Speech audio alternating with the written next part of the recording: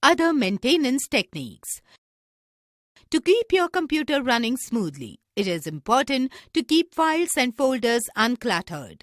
Cluttered or unorganized folders make it more difficult to find the files you need. Additionally, unwanted files can eventually fill up your hard disk drive, which will make your computer slower and more difficult to use. There are few things that you can do to delete unwanted files and improve your computer's performance. Delete files. If you have unwanted files, you can delete them manually and move them into the recycle bin.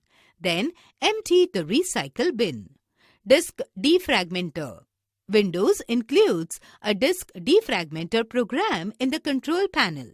It scans the files of your hard disk drive and rearranges them to free up space. If your computer is working slowly, running disk defragmenter can help to speed it up. Disk cleanup.